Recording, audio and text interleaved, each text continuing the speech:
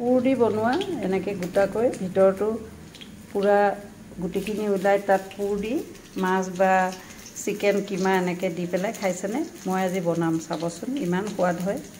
এয়া মই আদা পিঁয়াজ কেঁচা জলকীয়া লৈছোঁ, লগত মই মাছ এয়া ভাজি আছোঁ। মই মাছেদি চাটনি বনাই সেইটো পিটিকা, মাছৰ পিটিকা বা চাটনি বনাই মই সেইটো ভৰাম ইয়াত। অকণমান নেমুৰ ৰস দিম, ফ্ৰেছ নেমু লৈছোঁ। এয়া মই ধনিয়া আদা পিঁয়াজ কেঁচা জলকীয়া চব কাটি ৰাখিছোঁ মাছৰ পিটিকাত দিবলৈ। গুচাই লৈছোঁ বাকলি চাফা কৰি। এতিয়া এনেকৈ এইটো কাটক, কাটি এইটো ফালিব। দুফালো কৰিব নালাগে, পাৰে যদি এনেকৈ উলিয়াবচোন। এয়া মই যেনেকৈ উলিয়াইছোঁ এনেকৈ উলিয়াই ল'ব। অলপ টান কৰাটো, কিন্তু সোৱাদ হয়, খাবলৈ বৰ সোৱাদ হয়। এনেকৈ যিমান পাৰে চাফা কৰিব ভাতকেৰেলাটো। এইটো হৈ গ'ল দেখিছে, এনেকৈ চাফা কৰিব। আৰু এটা লওঁ, এইখিনি আপুনি পেলাব নালাগে, অকণমান কিবা ভাজি বনালে তাত দি দিব পাৰিব। যিহেতু এতিয়া ভাতকেৰেলা নতুনকৈ ওলাইছে, কোমল আৰু বুঢ়া গুটি হ'লেও বহুতে পিচি পেলাই চাটনি খায়, অকণমান ভাজি চাটনি খালেও ভাল লাগে ভাতকেৰেলা গুটি। এয়া চাওকচোন ইমান ধুনীয়াকৈ এয়া ওলাই গৈছে। মই এতিয়া ইয়াত মাছৰ পিটিকা বনাই পুৰ দিম ইয়াৰ ভিতৰত। ইয়াতে এইখিনিতে পিটিকা বনাম। এয়া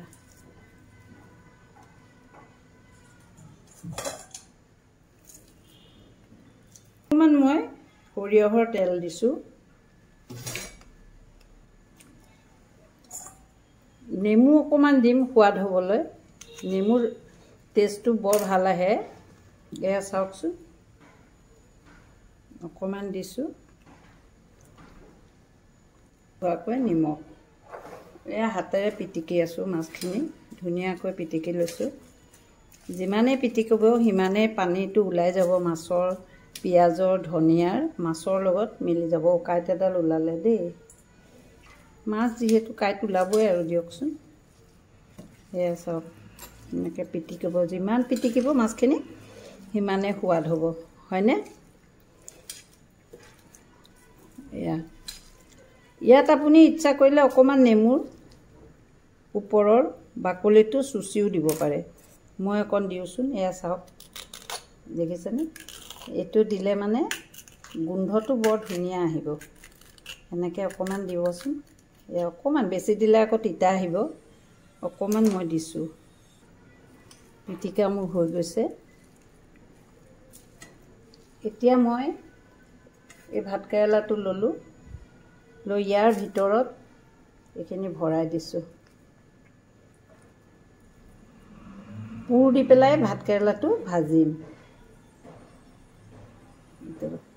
এনেকৈ মই 4টা পুৰ দি ল'ম।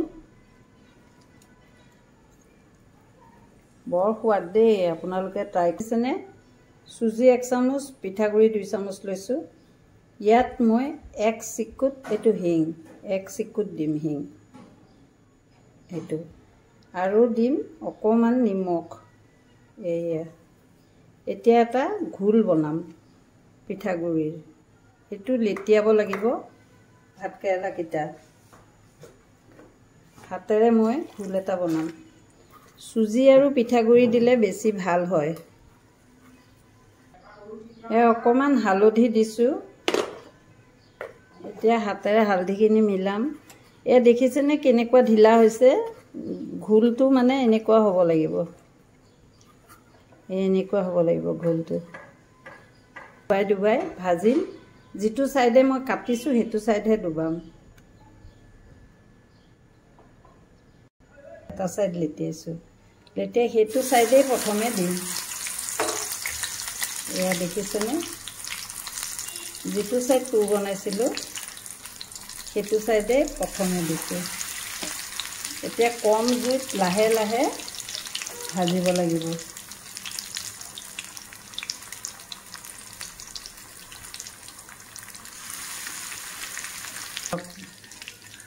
এইটো চাইড হৈ গৈছে, এতিয়া উল্টাই দিওঁ।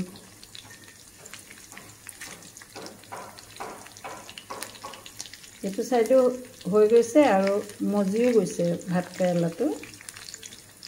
উল্টাই দিছোঁ। বেছি ৰঙচুৱা কৰিলে নিজৰ কথা, কৰিব পাৰে।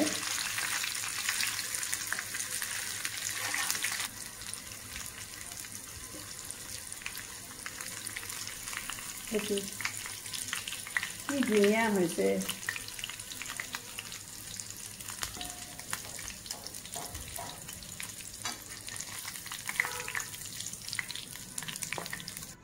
এয়া চাওকচোন, পুৰ দিয়া ভাত কেৰেলা কিমান ধুনীয়া লাগে, খাবলৈও বহুত সোৱাদ। আপোনালোকে